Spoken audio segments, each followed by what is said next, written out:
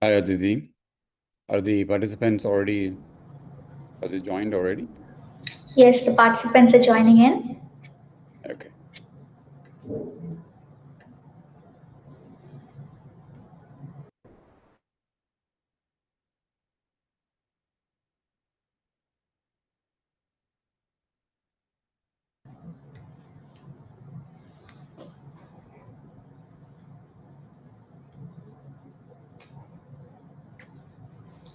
Hello and welcome everyone. I am Aditi Chandan Shive from CXO Junction and I'm thrilled to welcome you all to this special virtual symposium on Data Lakehouse Modern Approach to Data Management in the Age of AI.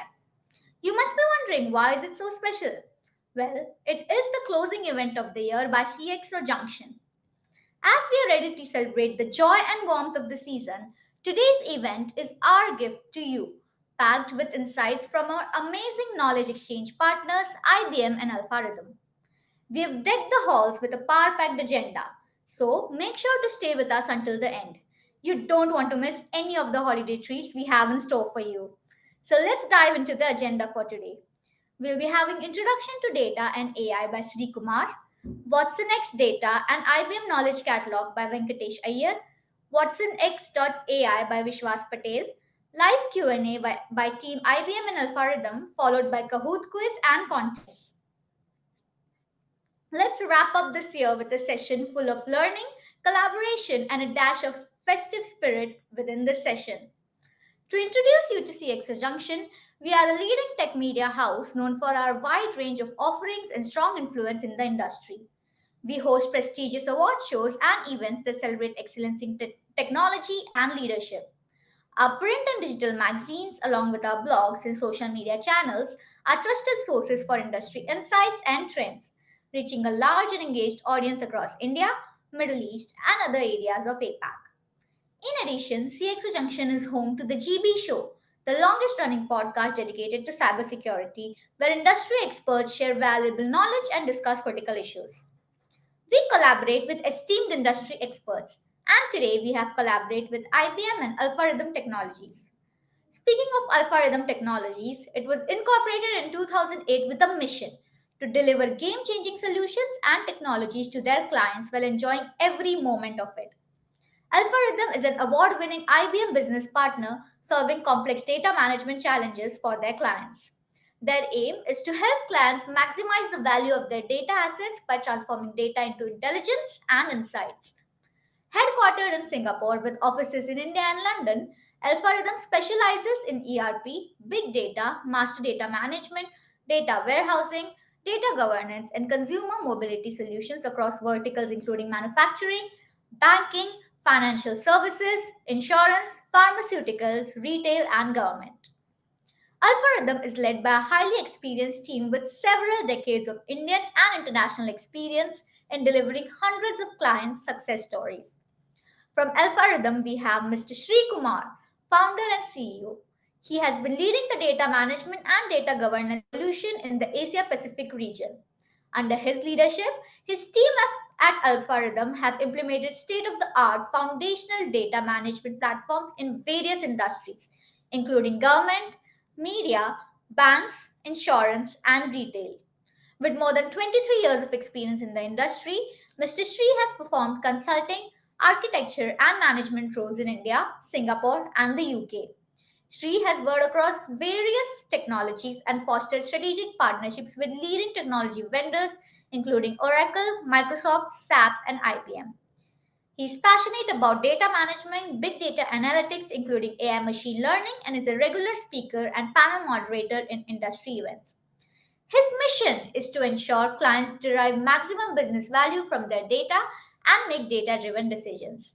I would like to hand over the floor to Mr. Sri. Over to you, sir.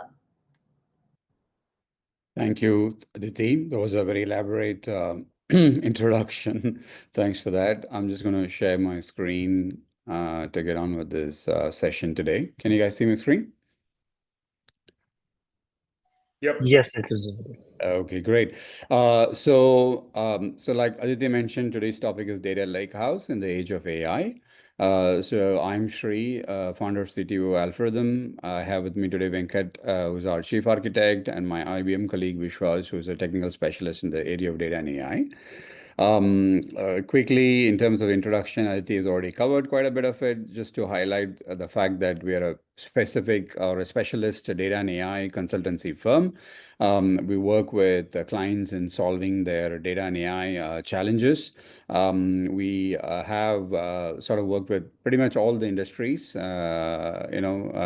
the country, from financial services to insurance, manufacturing, pharma, government, retail, media, and so on and so forth. We also built some products on top of the IBM platform that allows us to sort of meet customer demands very quickly than the traditional method of buying and selling and implementing software. So we have those accelerators in place. A lot of success stories in different industries. Like you can see from the slide, we have a small consulting division that focuses on solving or identifying what the problems are from a customer perspective and helping them come up with an analytics roadmap. And these days we've expanded that into coming up with an AI roadmap as well. And in a lot of customer sites, we have implemented data warehousing and data lake solutions because we believe that the strong data platform is very important for BI and AI to succeed. We also have implemented master data management solutions to solve some of the data quality problems and deliver customer 360 to clients. So today, in terms of what we're going to cover, we quickly look at the market trends, where the market is moving from a data perspective and data platform perspective.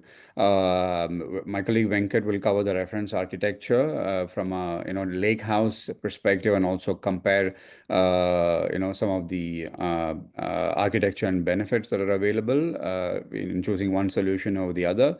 We'll quickly look at the use cases, benefits as well, and Vishwas will be covering the AI and AI governance as well. Now, from an AI perspective, it's become a boardroom conversation. A few years ago, we were talking about predictive analytics, and that meant that you could basically implement predictive analytics models and algorithms that would allow you to say, predict customer churn. How many customers, if I'm Airtel, how many of my customers will switch from my subscription to, let's say, a Geo subscription, right? So that is predicting customer churn. If you're running a manufacturing output, then you could implement predictive analytics models to find out the probability of a machine going down before it actually goes down. Now you could connect with IoT devices to predict mission failures and so on and so forth. So today we are talking about Gen AI. Organization and the CEOs are thinking, how do I bring the chat GPT type of application into my enterprise? Because all of us know that chat GPT took over the world by storm a couple of years ago. And it's become very consumer focused at the moment. A lot of consumer faced applications are getting built on top of OpenAI and chat GPT type of applications. But how do we bring that into the enterprise is what CEOs are grappling with today. While they understand it's very important to bring traditional classical AI and Gen AI into the enterprise and get value from it, there are a lot of inhibitors, right? So, for example, there is a lot more data than what used to be a few years ago. And the data volumes are growing more and more year on year. And not just the volume of the data and the velocity of the data, the variety of the data seems to be growing as well. So back in the day, we were only having structured data.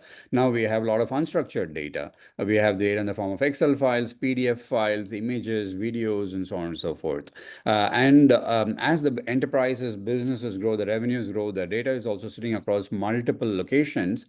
And all this complexity means that the quality of data that is being captured and that is being presented for BI and AI to work is also diminishing by the day, right? So that in itself becomes a major challenge for organizations to implement BI, to implement AI, and derive any meaningful value from their data and data platforms. Now, so the old adage goes that, garbage in is garbage out, right? Which means that the BI dashboarding or even today's AI will only produce outcome if you feed in good quality data for it to work. So we are saying that there is no AI without IA. What does that mean? AI, everybody knows, artificial intelligence. But if you don't have a strong data platform, if you don't have a strong foundational data platform, structure, which we call as information architecture. If you don't have that set up, your BI and AI results, I mean, the outcome of those will not be what you're looking for, right? You would have spent a lot of money in implementing those programs, and then you'll be forced with dealing with data quality issues, data integration challenges, and so on and so forth. And you might have pressure from the regulator for submitting incorrect figures and not delivering the trust that the regulator is expecting you to deliver. So that's why it's very important to have a strong data infrastructure in place. So where is the market going today, right? So, for instance, back in the 1990s, we had this concept of data warehouse. So at that point, the problem was that the data was sitting in multiple silos. If we could just bring all the data into a central repository and run some BI on top of it and deliver the dashboards to the business, that in itself would have been seen as a success, right? But then there was a lot of challenges with it. There was vendor lock-in. If you had subscribed to an Oracle data warehouse on-prem, then you can quickly move to an IBM warehouse and so on and so forth. And then the scalability also was a challenge, was a big challenge. But then in the early 2000, we had a concept of data lake. This meant that businesses could now bring in all the unstructured data, because unstructured data was also growing at a phenomenal rate, and customers wanted a mechanism to process the unstructured data. So with the advent of Hadoop type of infrastructure, there was this concept of data lake where you could bring all the unstructured data and with a little bit of structured data put into a central repository. Now, before you know, that sort of environment, instead of a data lake, it became a data swamp, because customers started just, or enterprises started just dumping the data into the data lake, and they couldn't really generate the value despite making huge investments in the Hadoop infrastructure, in the data lake infrastructure. And it became very expensive, obviously. Catalog, people couldn't, data scientists, for example, just quickly couldn't go and identify the information that they're looking for, etc., etc. Then after a few years, we had the concept of cloud data warehouse, which meant that you could suddenly spin instances on cloud, let's say AWS cloud or Azure cloud, in a matter of minutes, and start migrating the data over and run BI on top of it.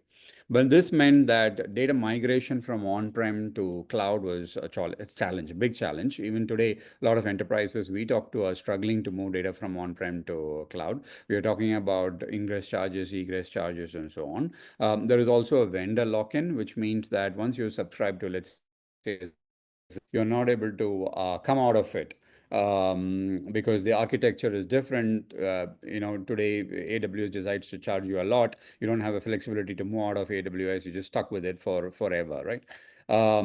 So your obviously the CFOs don't like the situation because the charges are extremely high. There is no flexibility as well, and the limited use cases was prohibitive as well. The number of use cases actually run on cloud data warehouse. So then we today we have something called a data lakehouse, which is a combination of data lake and data warehouse, sort of a marriage between the two architectures, right?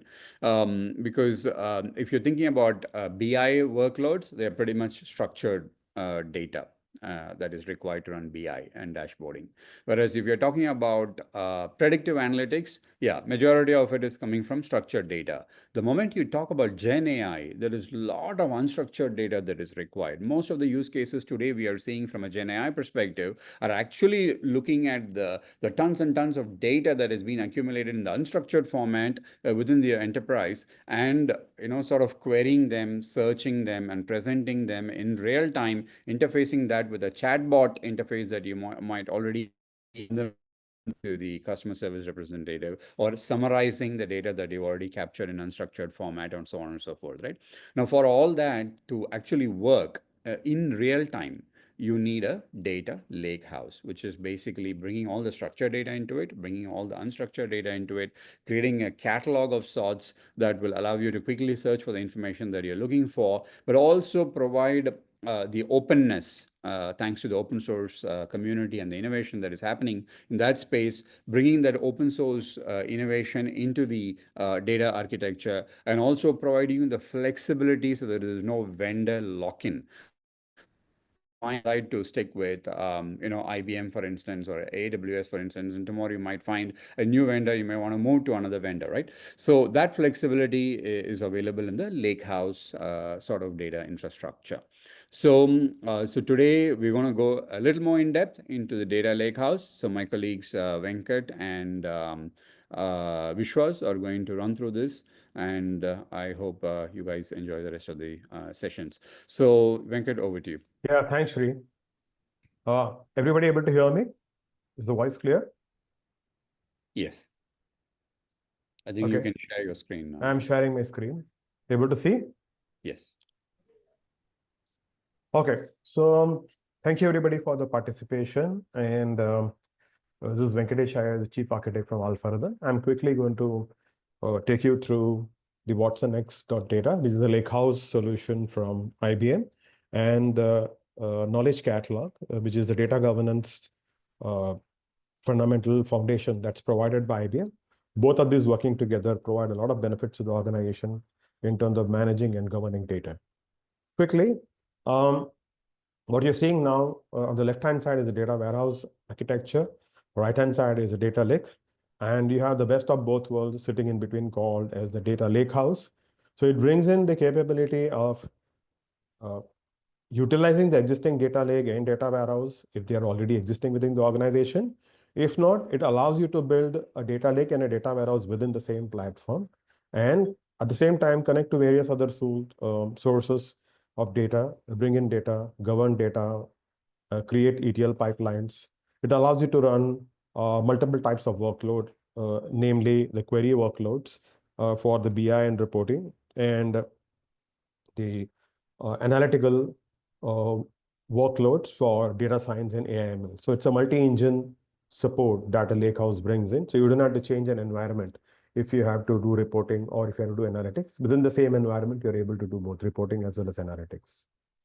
Now, as was pointed out in the previous slides by Shri, there's a lot of data coming in, different sources, structured, unstructured data. So formats of the data all over the place, documents, images, videos, Excels, PDFs, a lot of documents coming in. And now there is a requirement to make sense of the documents, especially with the RAG coming into the picture from Gen AI, where you have to answer the questions based on the knowledge that is tacitly available within the documents in terms of processes, standard operating processes, policies of the organizations. Data is also in multiple locations, in the sense you find them on premise, you find them on public clouds, you find them on SaaS solutions which are hosted, which are on multiple clouds. So you have to gather data from all those places in a seamless manner. And all this implies that there is also a increasing possibility of the data getting stale, inconsistent, which has to be worked upon. And you need a platform that will be able to manage all these things together, orchestrate data, govern the data, and make it available for insights that can be derived by the organization to drive the business decisions. So we are now coming to the essential concept of Watson X. Now, Watson X is a suite of 3 different product offerings, very well integrated with each other. They talk to each other and also are separate components on their own. They can be used on its own. At the center is watsonx.data. That is the fundamental for Lakehouse, which can be a source provider of data for reports as well as for analytical workloads. On the left, you see watsonx.ai, essentially where you can build your classical AI ML models or leverage Gen AI, which provides support for a vast variety of LLMs, right from Meta to Google to in-house models that IBM also has created, like Runite. And to top it all, you also have the governance module, which itself is split into 2 parts. One part of the governance comes implicitly embedded with .data for data governance. And the watsonx.governance is the one that talks about governing the AI models and managing the entire ML ops lifecycle for the AI, ML, and Gen AI situations. Now you see a very simplistic architecture of this diagram. In this diagram, you can see that watsonx.data typically allows you to store various types of data, structured, unstructured data. It leverages object storage also to store the data. It becomes a provider of data for Watson.ai. And then the entire Watson.ai models are governed by the watsonx.governance process. So that's how this entire thing falls into a place, and this kind of lends itself into the concept of a data fabric where all data to ML to AI ops to governance, all of them are folded into the same fabric and available to the enterprise as a whole. Now, some of the salient features of what's the next data. If you look at the first part, you will see that all types of data can be accessed through a single point. You need not switch the context. So through the Lakehouse or what's the next data platform, you can access data on-prem as well as on cloud, basically because it comes with a rich set of connectors, pre-built connectors, as well as it provides JDBC, ODBC connectors to connect to most of the cloud on-prem relational databases, NoSQL bases, Redshift, Google, Bigtable, Redshift, and Synapse, Azure, all the areas it's able to connect to. The core part of the capability of the Lakehouse comes from the perspective is you'll see a Spark and Presto engine there. Essentially, the Presto engine is the one that accelerates the query part of it. There are two versions of Presto that IBM gives. One is the standard one that's written in Java, and IBM has rewritten the Presto in C++ so that it gives you very high efficient uh, execution of the queries. Both these engines leverage the shared metadata. That's the beauty of implementing a lakehouse, that you have a shared metadata on which you have the business nomenclature that is fed into the application through which the access can be done.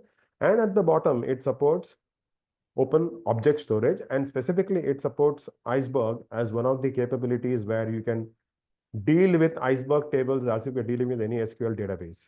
All the SQL commands of add, modify, delete, select statement are available as part of the capability to access data within Iceberg.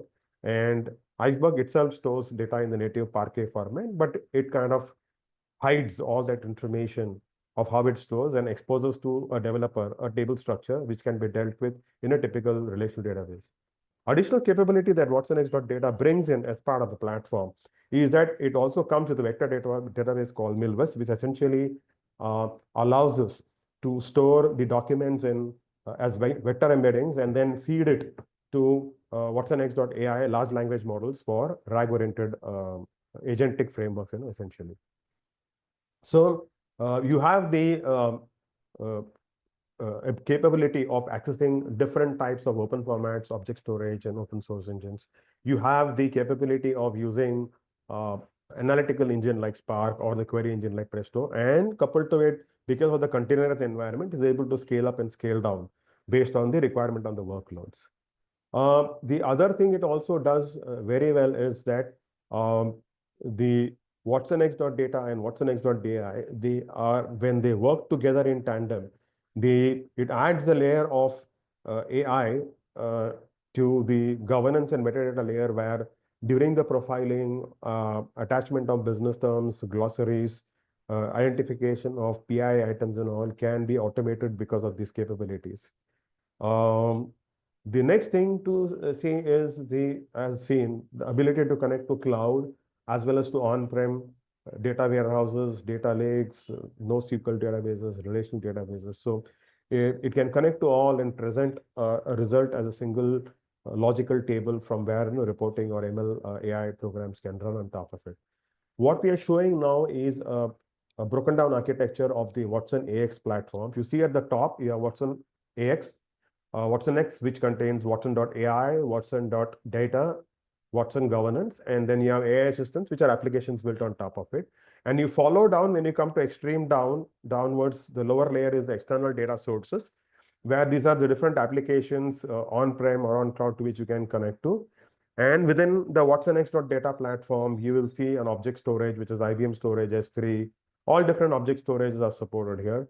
You have the open format like Parquet, Avro, ORC, and Iceberg. Then you have the metadata and the governance layer on top of it. And on top of it, you have various query engines like Presto, Spark, Milvus, DB2 Warehouse, Netezza, and can connect to third-party Snowflake, Single Store, Redshift to be able to do SQL pushback on those environments. So it embraces not only the internal organizational data assets or repositories, it also embraces the external ones available on external cloud to bring in all the repositories into a unison and then orchestrate the availability of data based on the needs of reporting as well as that of AL and AI and ML. So what are the benefits? Essentially, the metadata sharing between the engines is one of the benefits because a single nomenclature is used for accessing data. It supports writes from relational database, NoSQL to open table formats like Apache Iceberg. The most important thing it does is to reduce the responsibility of duplication of data just because you do some sort of processing. Because the Presto engine comes with query federation capabilities, so it's allowed to it goes across multiple places and allows it to create a query that can access data from multiple databases. It support for AI, it support for bringing data from IBM mainframe applications, and most important, the last one is openness. Iceberg open table format, Presto open source for query, support for metadata store, open source Hive metadata store rather, plug and play engines and HDFS access. The main advantage I'll take you to is Iceberg and Presto. In Iceberg, you see that it uses SQL. It supports all ACID transactions, so you don't have to worry about how you're going to update a Parquet file, how are you going to maintain it and all. It allows schema evolution. It also provides data versioning, which means it provides you time travel support that lets you analyze the data changes that have been happening between updates and deletes.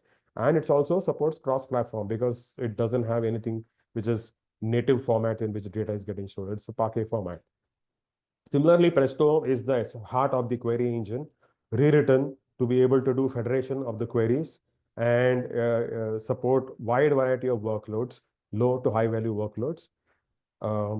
The typical use cases that you will see is data warehouse optimization, data lake modernization, because you may have an Apache data lake, but you're finding it that it's limiting because you don't want to add more nodes. So going for a Lakehouse environment with an object storage and utilize the capability of object storage and the Hadoop environment and external databases and public cloud to be able to do reporting, querying, and analytics.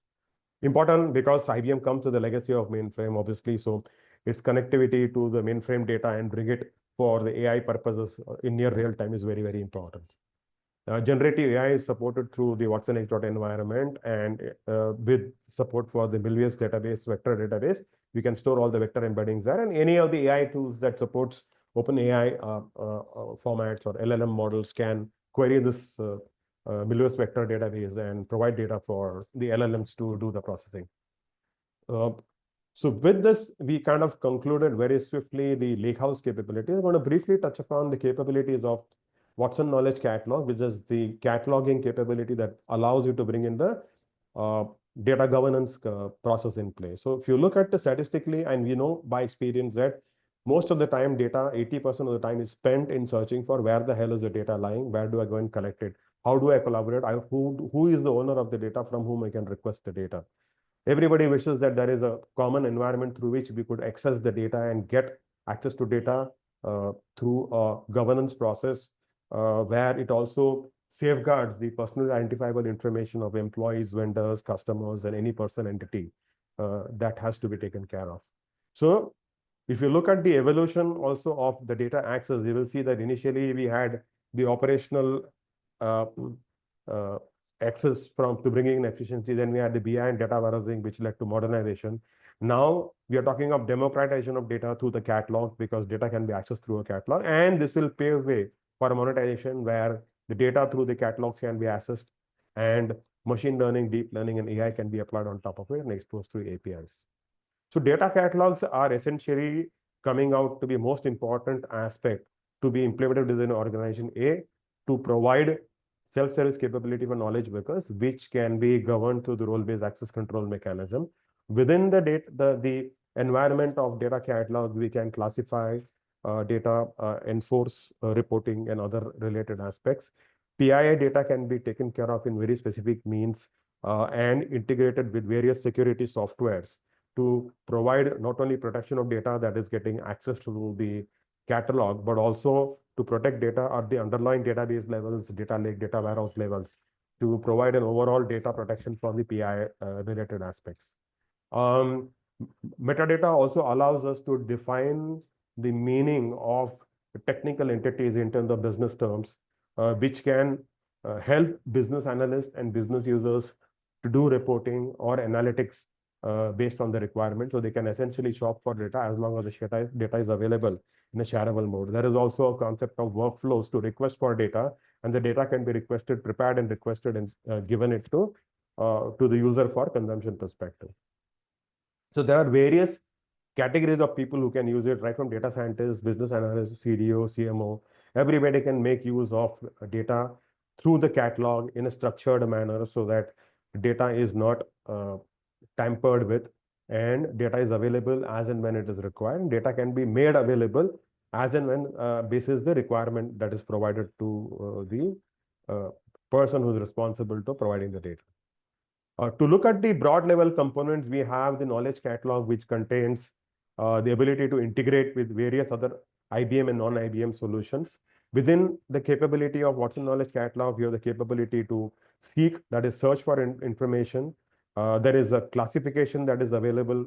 Information can be classified, information can be profiled intelligently. It can detect PII fields, allow you to mark PII fields and help develop encryption rules or masking capabilities so that it is not exposed to people when people are confounding. And various policies, rules can be uh, put into the cataloging tools so that those can be implemented as part of the governance policies. Um, Similarly, the entire part of the data discovery can be done through the tools. Data governance can be done. 360-degree view of data can be taken. Quality of data can be measured and tagged. So good quality data ratings can be captured. And just like we get ratings for Amazon products, we can have ratings for the data assets that are getting stored in the catalog, which can be used by people for dependable outputs or reliable inputs. Watson Studio is a capability of the AI, classical AI model that can be built using SPSS, RStudio, Watson, Jupyter Notebooks, or it can also integrate with SaaS solutions, with SaaS. And it gives you an open environment in which you can work, create a model, experiment, and then deploy it in a container-based platform, which can be used in real-time situations. Data refinery allows you to do shaping of the data, essentially called data wrangling. You can also visualize the data using the inherent capabilities, because you need to visualize the data to see the distribution of data before we apply various rules and select the attributes or parameters that are required from a model perspective. Hence, we come to this concept of Watson Knowledge Catalog, which essentially is an intelligent asset catalog for 360-degree view of data for AI, which contains which provides the basic capabilities of discover, catalog, and activate. It's a collection of UI as well as various modules within machine learning, metadata, and other aspects, which are also exposed as APIs that can be consumed by external applications as and when it is required. So thus, I'm coming to the end of this presentation, where you typically have find, govern, collaborate, and understand as a basic capability that a catalog is supposed to deliver. And now I am handing over the presentation to my colleague, Vishwas, who will take over that once the data substratum and the governance aspect of the data catalog is set up, how we can leverage this data using the AI capabilities of IBM platform called WatsonX.ai. Vishwas, over to you. Thanks, Venkatesh. Hi, everyone. This is Vishwas. I'm part of the tech sales team at IBM, taking care of the WatsonX portfolio. So, just give me a second. Before you start, so how I usually begin these talks or these conversations is with the live audiences. I ask them a question, very simple question. What is the first word that comes to your mind when you think about Gen AI? We obviously can't do this over a webinar, but I'll be very frank in discussing the responses that I've received. I've done this maybe 3 or 4 times, and not once, maybe once or twice only, I've received the answer as IBM. That IBM is the first word that comes to their mind when they think of Gen AI. So, a very candid confession. And we know the reason for that, right? I mean, we've never been in the personal computing space. I mean, we tried selling laptops for some while, but obviously that didn't turn out too well, and then we had to let go of that business, right? But business is in our names. In fact, we call IBM International Business Machines. That's what we've always done well, and that's what our expertise is in. So in, I think that's one of the reasons why we do not come into this conversation, because Watson X will never probably be able to download it as an app and use it on your mobile phone, or maybe use it to write, poems for your loved ones or essays, those things. It is not meant for that. It is meant to be used for businesses. So what do I mean by when I say that it is meant to be used for businesses, and how do we differentiate ourselves in the market when compared to other technology that's available that's more catered towards a personal computing space? So first of all, some of these points have already been covered by my colleagues, so I'll gloss over them. But what I want to say is, when we talk about open source technology, obviously, as Venkatesh and Shri mentioned, you get freedom from vendor lock-in. You can play around with whichever model you have. We have a lot of partnerships. We have a partnership with Hugging Face, which is at the forefront of maybe all the open and new models that are coming out. We have partnership with Meta. We have partnership with Mixtels of the world. In fact, the very day that Llama 3 was launched, the very next day it was available on WatsonX.ai for you to use. So we have all these partnerships, and as you saw, even with WatsonX.data, we give you the option of Spark, Presto. A lot of open source options are there to ensure that, at least in this space, what I have observed, I've been in the industry for maybe the last 2 years, ever since Gen AI came out. Uh, there is something new that's coming out every second, right? I mean, I read the stats somewhere that almost three new models are good, large language models are being uploaded every day on Hugging Face. So to keep you at the forefront of the newest technology, we suggest and advise the use of open source technology, and that's what we used in our own platform as well.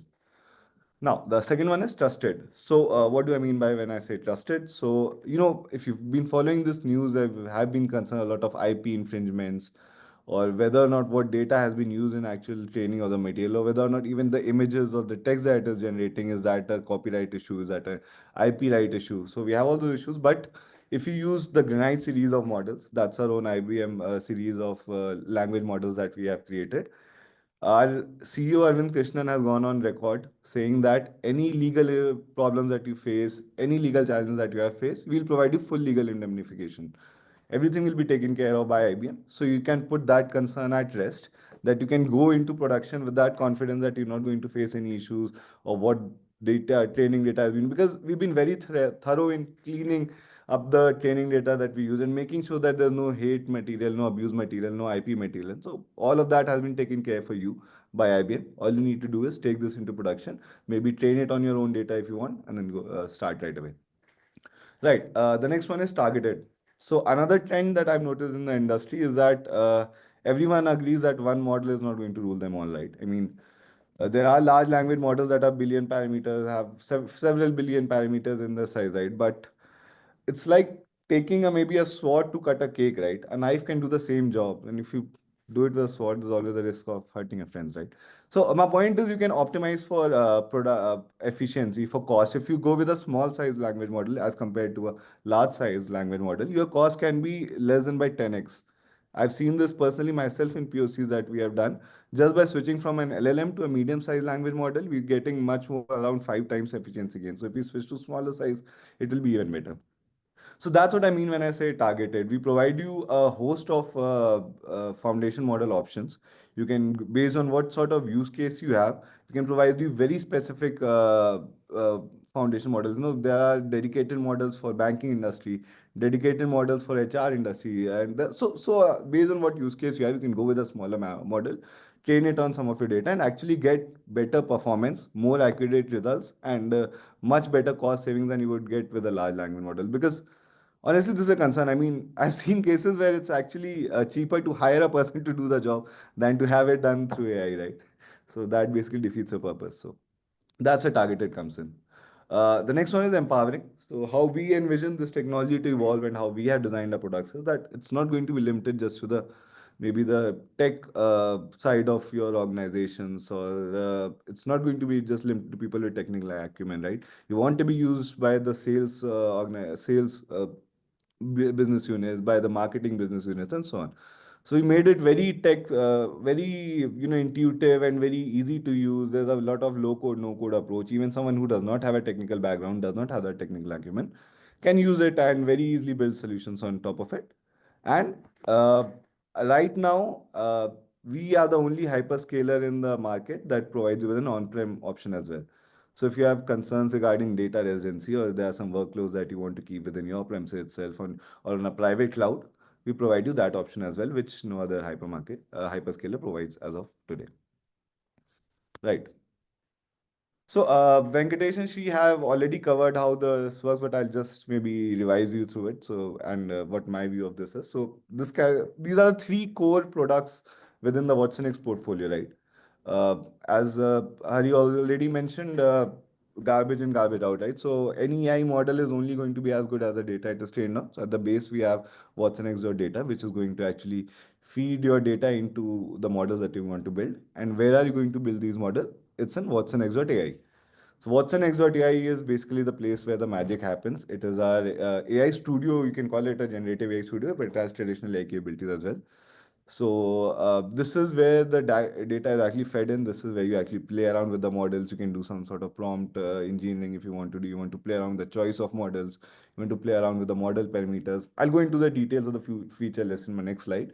But yeah, this is the studio where all of the workings and you actually come up with the models, and that's all of that where it happens.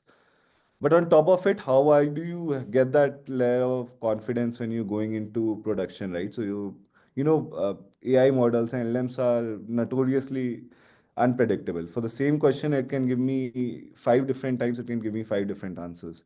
So how do I stay assured? How do I sleep peacefully at night that my LM is once it has gone into production, it is actually going to perform as I wanted to? So this is a Watson X governance. It basically covers a blanket to make sure that you have that safety layer on top of your AI models or AI infrastructure that you build. That's where Watson X governance comes in. I'll cover that also in my slide later. Right. So first, let's talk about Watson X.AI, the native AI studio, what all features it has. So first, as I mentioned, we provide you with an option of foundation model library. We have our own series of Granite models, which are small size and medium size language models present over there. We give you the option of all the leading models like Mixtels and the Llamas of the world. We also give you the option of bring your own model capability. So if there's any model that you like on Hugging Face that you feel is more catered or suited to your use case, you can import it onto Watson X.AI as well. So the options are basically endless. You can go and pick and choose whichever one you want and just run with it. Right, the next one is Prompt Lab. So this is where you come in for prompt engineering if you want to do a single shot prompting, zero shot prompting, two shot prompting. It gives you some examples as well on what prompt suggestions. It suggests you some prompt that you can use in those scenarios. So this is where you come to play. You can change model parameters like heat, temperature, how creative the model is going to be, or whether it's going to stick to a simple answer. So all of that you can play around and see which one is giving the best result and run with it. The next one is Tuning Studio. So if you want to train the model onto your own, using your own data so that it can give better results, that's where Tuning Studio comes in. You actually impact the weight of the model and there are some changes in it as well. So this is the first year where we cover the Gen AI piece of it. And then for traditional AI, for building your, as Shri was mentioning, your prediction models, or if you want to do a regression, or if you want to do something like a classification. So we have those traditional AI capabilities within Watson X.AI itself, and you can leverage these to build those traditional models as well. Right. So Watson X data has already been covered in detail by Venkat. Just to remind you of the three main points here. First of all, it can act as a one-stop shop for all your data needs wherever it is located. You can integrate it with IKC, whether it's on cloud, whether it's on-prem, whether it's on any other third-party OEM DB, wherever it is, you can access it within a single query, what we call a federated query. You can club all of these together and get the result or data point that you're looking for. Then it can give you much better cost savings since it uses a data lake architecture. So it is using object storage. And then through the choice of query engines, if you want something with caching capabilities, if you're going for something like a BI use case, then it's probably a query engine which has caching capabilities better. If you want to go for an AI or ML use case, then maybe another query engine might be providing you better results. So you have those options. You can see which one, how you can leverage it to get the best output for you. Right. The last piece of the puzzle, and probably the most important one, and probably what differentiates us in the market, is Watson X governance. So there are three aspects to when we talk about AI governance. The first part is the regulatory part of it. So the government is also moving in the direction. IBM itself is shaping the government's view on AI, and a lot of regulations going to come in, right, in the coming years. We can foresee that very clearly. So to make sure that all your models are compliant, or whatever AI practices you have built, whatever AI models you have to build, that's first of part of it. What Watson X governance can do is it can within seconds you just name the AI regulation or whatever region you are a part of, and whatever regulations we have over here, it will show you your compliance status, whether or not all of your models are compliant, whether or not your procedures are compliant. All of that can show within seconds. So you are assured in that sense that you are not flouting any regulations. The next part of it is the AI lifecycle governance. So basically, who all are going to have access to this model, what is going to be the access workflow, the maybe the data, who's going to be working on training the data, what all data has been used, an audit log of that, what is the workflow, how do I make sure that this goes from testing to production and all of that. So the lifecycle governance piece of it is also part of what's next governance. It helps you do all of that, and it will show you the risk associated with each model as and when you're building it. And the third part of it is, once, as I mentioned, once you've gone into production, how do you make sure that there are no concerns or it is actually going to perform as you want it to? So to protect against things like inaccuracy, bias, or drift, or hallucination, all of the concerns that are related with the AI, once your model has already gone into production and is being used by customers, to make sure to have some sort of monitor on top of it, minding what it is doing, it can do that as well. Right. So I think I'm a bit short on time, but I'll try to cover this as quickly as possible, maybe in the next 2, 3 minutes. What's the next orchestrate? So I wanted to talk about AI agents. I'm sure a few of you have heard about it or know about it, but for the rest of us who probably are hearing of this term for the first time, what do AI agents do? Is let's try to understand this with an example, right? So let's say in Bangalore, I want to find out what the best ice cream parlors is. So I can come in to Google or any AI bot, let's say, and I will ask it the question, what is the best ice cream parlors in Bangalore. So based on what data it has been trained on, let's say it has been trained on data till 2022. So whatever the best ice cream parlors were in that data, it would have given me the list of that. But what an AI agent would have done is, first of all, it would have had integrations with the Zomatos and Swiggies of the world. It would have integrations with any popular review website of the world. It would scroll the net for me. When I ask that question, immediately all of these gets triggered, and then it gives me the real-time answer of what the best ice cream parlor is. And that's not the only thing it does.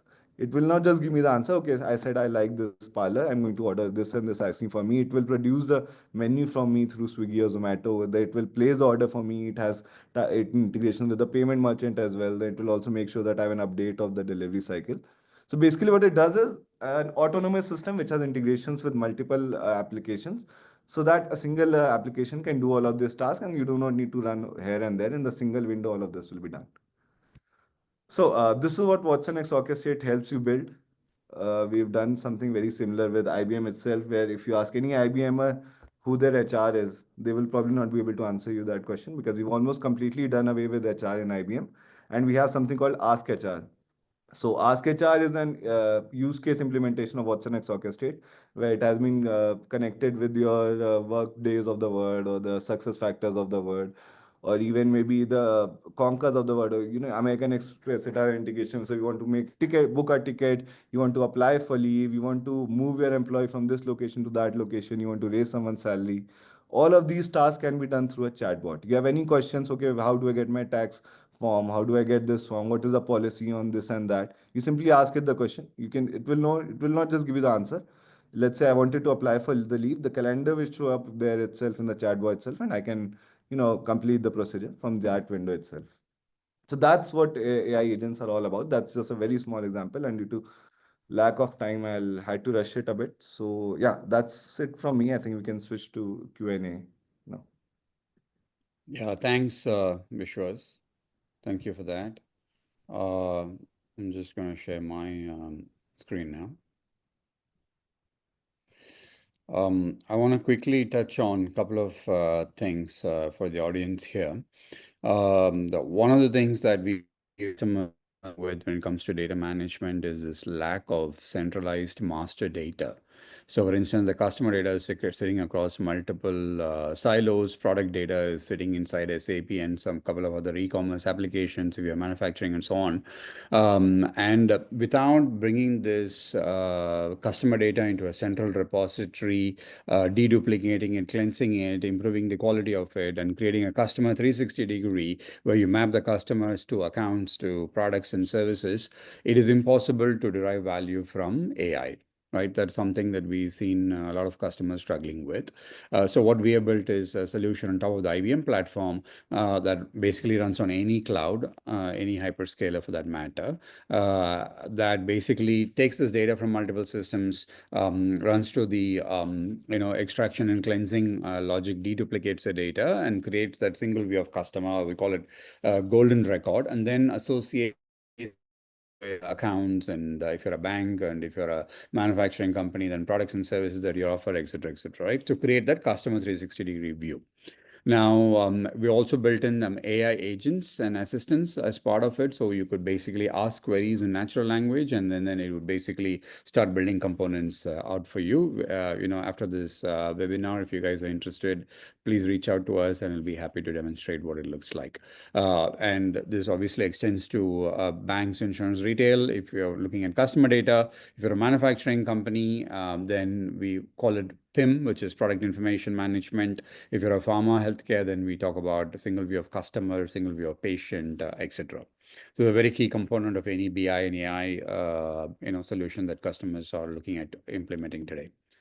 Then from an AI perspective, I want to say that we also do consulting around AI. So a lot of customers or enterprises we talk to, they're confused about where to implement from an AI perspective.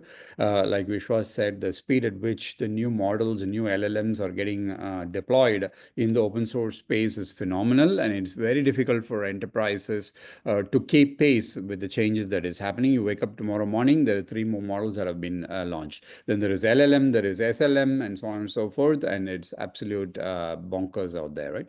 So this is where we can come in and then have a sort of a mini half a day, 1 day workshop, understand what your business is, what use cases are relevant to a business like yours based on our experience of dealing with other customers in your industry, and then defining that use case itself. And we won't just walk out after defining the use case. We'll also say, okay, these are the software, this is the models that you need to implement, and this is what the time frame look like to whether it's about building a pilot or a POC, or even to productionize that model that we've just suggested, right? So we can help you in that AI transformation journey, because like I said before, every CEO of the organization today, or every CEO of every enterprise wants to jump into AI and start seeing how to use AI to improve productivity and reduce cost within the organization. And that is something that we can help you with. So like I said, single, which is customer MDM, product MDM type of application. It can help you with AI use case implementation. We can help you with data governance. We can help you with AI governance, Lakehouse modernization. That is, if you're looking at migrating from old data warehouse, data lake to a modern Lakehouse, we can help you with that. And we can also help you with AI training. So that's what we wanted to cover today. Over to you, Aditi. Thank you so much to all the esteemed speakers. Before we move ahead, we can see that we have a few questions. So let's have a Q&A session. So we have a question by Mr. Abhishek Mathur. How can Watson X AI be leveraged to enhance predictive maintenance and optimize production processes in the manufacturing sector? And what governance mechanisms are in place to ensure the reliability and accuracy of the AI models used? Okay, great. Venkat or Vishwas, you want to take this question? No, I will pick it up. So essentially, there are 2 ways of implementing it. One is you have an existing model of predictive maintenance and optimization, and you want to include it as part of the governance process. We can do that. The other thing is we can also build a model using the framework available within Watson.ax, and monitor that model over a period of time.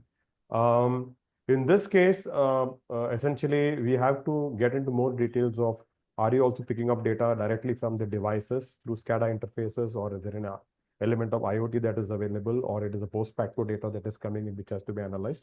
But we can definitely get into more due diligence and specific talks around it. Abhishek, if you're interested, we can probably pick it up after the session is done. We can do a one-on-one conversation, figure out what exactly do you want, and then accordingly say what could be a good solution for it.